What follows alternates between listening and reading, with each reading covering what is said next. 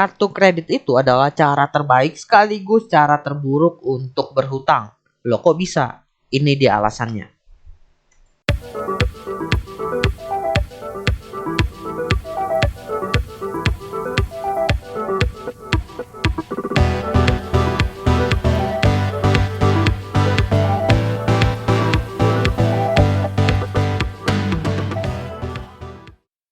Halo semuanya, selamat datang kembali di Opsiana Podcast bersama dengan gue Edwin.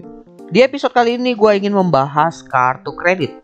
Bisa dibilang kartu kredit itu adalah sobat lama gue yang sudah menemani gue selama 3 tahun ke belakang ini dalam melunasi hutang. Bisa dibilang dalam 3 tahun perjalanan melunasi hutang itu, kartu kredit itu adalah cara berhutang yang memiliki keunikan. Karena jika dibandingkan dengan jenis hutang yang lain, kartu kredit itu punya fitur yang sedikit berbeda, yang cenderung positif, tapi justru karena keberadaan fitur ini malah menjadi semacam pedang bermata dua. Kalau lu bisa menggunakannya dengan baik, ini akan menjadi fitur yang sangat positif dan membantu lu. Tapi kalau lu tidak bisa memanfaatkannya dengan baik dan jatuhnya malah konsumtif, fitur ini malah bisa dibilang cukup mengancam. Sehingga bisa dibilang kartu kredit itu adalah cara terbaik dan juga cara terburuk dalam berhutang. Sebelum gue melanjutkan, gue ingin disclaimer dulu bahwa gue bukan orang yang punya gelar di bidang finansial. Dan gue bicara ini berdasarkan hasil riset gue dan juga pengalaman gue 3 tahun dalam menggunakan kartu kredit dan pengalaman gue dalam melunasi hutang-hutangnya. Gue akan mulai dari sisi buruknya dulu. Jadi ada 4 poin dari sisi buruk yang akan gue bahas di sini. Yang paling pertama adalah kesulitan dalam melakukan perhitungan setiap bulannya. Berbeda dengan cara cicilan atau cara berhutang yang lain, di mana cicilan setiap bulannya itu memiliki nominal yang sama. Kartu kredit itu berbeda. Jumlah minimal pembayaran kartu kredit itu adalah 10%. Tapi kita bisa untuk membayar lebih dari itu untuk meminimalisir jumlah tagihan di bulan depan. Sehingga ketika kita mendapatkan tagihan bulan depan, perhitungannya akan berbeda dengan perhitungan di bulan lalu. Meskipun jumlah bunganya itu dalam persenan itu selalu sama dan minimal pembayarannya juga selalu 10%, tapi tagihan setiap bulannya itu akan selalu variatif. Itu pun kalau kalian fokusnya cuma membayar hutang kartu kredit. Bagaimana kalau seandainya ketika kalian membayar kartu kredit itu, ketika tiba-tiba ada kebutuhan mendadak, kalian narik lagi kartu kreditnya? Tentunya tagihan akan bertambah dan angkanya berbeda lagi kan? Kalau digambarkan dalam bentuk grafik, jadinya itu agak kelihatan fluktuatif. Berbeda dengan cicilan normal lainnya yang kalau digambarin ya dia flat aja. Kenapa gue bilang sulit dihitung? Sebenarnya tidak terlalu sulit untuk dihitung. Tapi dibandingkan cicilan lainnya emang agak lebih susah. Dan angkanya juga variatif untuk setiap bulannya. Makanya gue bilang sedikit sulit dihitung ketimbang dengan cicilan yang lain. Lalu yang kedua adalah minimal cicilannya itu 10%. Ini adalah fitur yang tadi gue bilang di awal, yang menjadi salah satu penyebab pedang bermata dua. Dimana dengan cicilan minimal 10% ini membuat kartu kredit itu cicilannya kelihatan murah. Dan memang iya, cicilannya jadi lebih kecil. Permasalahannya adalah kalau seandainya kita membayar setiap bulannya dengan nominal sebesar 10% dari jumlah tagihan yang ada, itu akan membuat kita jauh lebih lama dalam melunasi hutang tersebut. Dan kalau semakin lama artinya kita membayar tagihan hutang ditambah dengan bunga setiap bulannya. Dan ini akan menumpuk dan terus menumpuk, dan itu akan membuat kita membayar hutangnya jauh lebih lama lagi. Dan dalam pengalaman gue, inilah yang menyebabkan warisan hutang yang gue dapatkan. Ternyata selama ini pembayaran kartu kreditnya itu hanya berfokus pada 10% dari tagihannya. Dengan kondisi berhutang, dengan pembayaran minimalnya 10%, bahkan selama 1 tahun itu belum lunas, bunganya aja gua total udah sekitar 10% dari limit kartu kredit tersebut. Ya karena juga ngutangnya itu sampai narik limitnya maksimal juga sampai mentok. Dan karena gua melihat hal seperti itu, gua berpikir bahwa mending dicicil aja ketimbang pakai kartu kredit. Karena kalau dicicil setahun lunas ya udah. Tapi ini kan udah dibayar setahun belum lunas, tapi bunganya udah kayak nyicil aja gitu. Tapi ya udahlah, udah kejadian. Dan akhirnya solusinya adalah dengan membayar lebih dari 10%. Dan kalau bisa langsung bayar lunas juga malah lebih bagus. Ketimbang bayar cicilan 10%, mending lu bayarin sekitar 20-30% dari jumlah tagihan yang ada. Kalau bisa lunas lebih bagus lagi. Selain memperkecil dari sisi bunganya, juga mempercepat kalian dalam melunasi hutangnya. Lalu poin ketiga yang bisa dibilang menjadi karakter buruk dari kartu kredit itu sebenarnya bukan dari kartu kreditnya, tapi dari penawaran yang mengikuti kartu kredit tersebut. Yaitu belakangan memang kartu kredit itu banyak penawaran yang sifatnya konsumtif. Misalnya belanja begini diskon 10% dengan kartu kredit, atau tarik tunai bisa dapat cashback 20%. Yang gue bisa bilang adalah di sini kalian harus bisa menahan diri, jangan tergiur untuk menggunakan kartu kredit untuk kebutuhan yang konsumtif, apalagi cuma sebatas ikut-ikutan tren dan bukan benar-benar kebutuhan primer kalian gitu. Karena ya kalau kalian ikutin promo-promo tersebut setiap bulan ada. Artinya apa ya? Artinya kalau setiap bulan ada, masa kalian setiap bulan harus narik juga pakai kartu kredit juga? Bahkan ya ada penelitian yang mengatakan bahwa kartu kredit itu menyebabkan peningkatan perilaku pembelian yang kompulsif. Jadi ya hati-hati aja. Jadi kalau ada promo dipakai pun boleh, tapi jangan keseringan juga.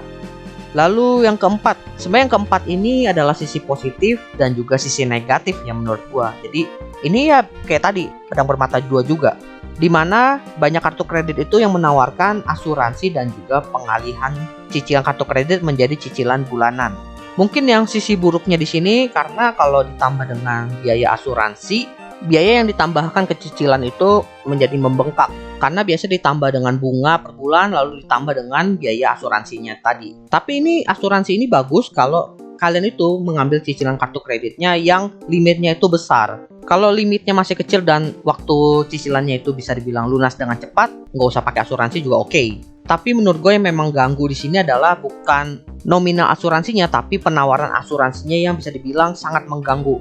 Karena gue punya cerita di mana gue punya cicilan kartu kredit dengan limit paling kecil itu 5 juta. Dan saat itu sisa 3 juta doang sebenarnya. Tapi dalam seminggu gue bisa ditelepon sampai 3 kali untuk ditawarin asuransi. Padahal gue udah bilang enggak. Tapi masih ditelepon juga dan itu mengganggu gue. Tuh pengalihan cicilan bulanan. Ini nggak jauh berbeda dengan asuransi tadi. Tapi ini adalah sisi positif di mana ketika kita menjadikan cicilan kartu kredit kita menjadi cicilan bulanan, itu udah kayak bayar utang biasa, utang cicilan biasa. Negatifnya ya memang agak lebih berat karena cicilan per bulannya itu udah flat. Setiap bulan harus bayar segitu. Tapi sisi positifnya ini bisa ngebantu ngekat kita yang kalau seandainya lu itu sifatnya konsumtif, lu nggak bisa pakai kartu kredit lu sampai cicilan itu lunas. Karena balik lagi cicilan tersebut menggunakan limit kartu kredit lu. Tapi sebelum dijadikan cicilan bulanan, sebaiknya kalian tanya dulu lebih detail tentang prosesnya, apa yang dibutuhkan, dan kemungkinan jumlah cicilannya jadi berapa, dan lunasnya itu kira-kira sampai cicilan berapa bulan. Dengan kalian udah tahu semuanya, kalian tinggal nentuin, oh oke, ini oke atau enggak. Karena jujur banyak yang merasa berat di awal ketika udah dijadikan cicilan bulanan, karena ternyata jumlah cicilannya itu lebih gede dibandingkan 10% yang tadi. Dan ternyata setelah ditelusuri, ternyata dia ngambil tenornya yang 1 tahun aja. Jadi ya ditanya dulu lebih jelas ya. Lalu sekarang masuk ke kelebihan dari kartu kredit. Yang pertama, kalian bisa menggunakan kartu kredit tanpa mendapatkan bunga. Jawabannya simpel banget. Lunasin hutangnya semua sebelum tagihannya muncul. Biasanya tagihan kartu kredit itu baru dikirim, sebenarnya variatif sih, tapi rata-rata itu sekitar 14 hari sebelum tanggal jatuh tempo. Tapi namanya juga tagihan, dia udah menghitung minimal pembayaran dengan bunganya. Jadi sebelum tagihan itu muncul, sebaiknya kalian udah bayar lunas aja. Karena kalian dianggap melakukan penarikan dan juga pelunasan hutang itu dalam kurun waktu atau periode waktu yang sama. Lalu kelebihan yang kedua dari kartu kredit adalah dengan pembayaran cicilan dengan nominal yang tepat itu kalian bisa memperkecil bunga kalian bahkan lebih kecil daripada cicilan tetap. Jadi di sini kita itu nggak pakai pembayaran minimal 10%, melainkan pembayarannya harus lebih dari itu. Sehingga waktu pelunasannya itu semakin cepat dan perhitungan bunganya itu makin lama makin kecil untuk setiap bulannya. Gue mempraktekkan ini di mana ketika gue membayar cicilan kartu kredit itu, gue memperlakukan seperti membayar cicilan tetap dengan nominal yang sama setiap bulan. Sehingga waktu pelunasan pun menjadi jauh lebih cepat. Artinya bisa dibilang semakin besar nominal cicilan yang kita keluarkan, semakin cepat juga waktu pelunasannya. Dan semakin kecil bunga yang perlu dibayarkan. Lalu, hal positif yang ketiga dari kartu kredit itu adalah cocok sebagai pegangan darurat yang bisa dipakai kapan saja. Karena dalam segi prosesnya itu bisa dibilang sangat cepat. Berbeda dengan cicilan yang perlu penandatanganan kontrak dulu, perlu BI checking dulu, lalu menunggu kabar diterima dulu baru dapat duitnya. Kalau kartu kredit itu sudah diproses ketika kita membuat kartunya. Sehingga ketika kartunya sudah ada di tangan kita, selama kita memiliki limit yang bisa dipakai, kita bisa menggunakan uang yang ada di dalam kartu kredit tersebut. Secara proses untuk misalnya penarikan tunai aja kalian bisa langsung tarik di ATM meskipun memang ada batas maksimal penarikan dari kartu kredit tersebut kalau pakai ATM. Tapi untuk pegangan darurat ini sangat bermanfaat. Lalu kelebihan keempat dan terakhir dari kartu kredit yang pengen gue bahas di sini adalah kartu kredit itu membantu untuk membuka kesempatan bagi kita untuk mengakses fasilitas keuangan lainnya. Dalam hal ini hutang yang lain. Tapi bukan berarti gue menyuruh kalian ngambil hutang lagi ya. Tapi untuk kebutuhan tertentu ketika kalian harus ngambil hutang, kalian menjadi lebih mudah. Kok bisa? Karena ketika kalian memiliki kartu kredit dan kalian itu berhasil melunasi hutang-hutang kartu kredit kalian, apalagi kalau lancar, data kalian itu akan terrecord di bank sentral yaitu Bank Indonesia. Dan ketika kalian mengajukan pinjaman ke bank atau mungkin ke lembaga lain itu, akan dicek dulu historis kalian. Apakah kalian membayar cicilan itu lancar atau ternyata ada semacam tinta hitam atau blacklistnya. Makanya jangan heran ketika kalian itu mengajukan KPR, tiba-tiba ada BI checking. Ya karena mereka itu mengecek data kalian di bank dulu. Kalau seandainya kalian punya kartu kredit lalu kalian pakai dan kalian lunasinya selalu tepat waktu, kemungkinan kalian itu punya credit score yang juga bagus. Sehingga ketika kalian mengajukan pinjaman lainnya, kalian dianggap bertanggung jawab sehingga bisa mengakses fitur keuangan yang lain. Kalau seandainya nggak punya kartu kredit dan nggak pernah ngambil pinjaman gimana? Bisa dibilang kalian hanya akan mendapatkan fasilitas dengan fitur atau limit paling bawah. Karena dianggap kalian itu belum punya histori apa-apa dan kalian itu benar-benar baru mulai. Ya anggap aja ini sebagai trial apakah kalian itu seorang yang bertanggung jawab apa enggak ketika kalian diberi nominal yang kecil dulu. Dan dari beberapa orang yang pernah gue ajak ngobrol soal kartu kredit dan juga pinjaman lain, memang katanya selama kalian punya skor kredit dan histori yang bagus, limit pinjaman juga akan semakin besar dan kalian akan semakin digunakan dalam mengambil pinjaman. So jaga baik-baik itu yang namanya credit score dan juga historinya ya. Ya pembahasan kali ini sebenarnya gue buat bukan untuk mengajak kalian berhutang, tapi mengajak kalian untuk mengenal kartu kredit dan berpikir, mengenali dan juga merencanakan sebelum kalian itu benar-benar ingin mengambil kartu kredit atau menggunakannya. Karena meskipun kartu kredit itu adalah salah satu jenis pinjaman yang fleksibel, tapi bisa dibilang banyak juga yang jatuh karena fleksibilitasnya.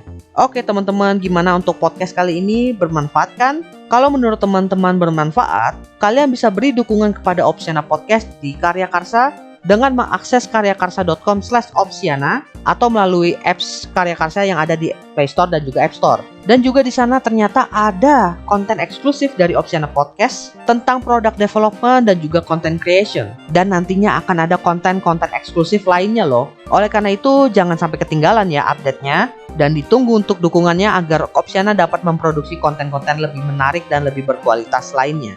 Oh ya, jangan lupa juga follow akun Instagram Opsiana Podcast di @opsianamedia karena di sana konten informatif lainnya dalam format lain dan tentunya update terbaru dari Opsiana Podcast. Oleh karena itu jangan lupa follow ya. Oke, gua rasa itu aja untuk pembahasan kali ini. Semoga apa yang gue ceritakan dan sharing kali ini bermanfaat buat teman-teman, sehingga teman-teman itu bisa mempertimbangkan ketika kalian mengambil keputusan apakah ingin menggunakan kartu kredit atau tidak. Thank you sekali lagi buat teman-teman yang sudah mendengarkan. See you next time di episode selanjutnya.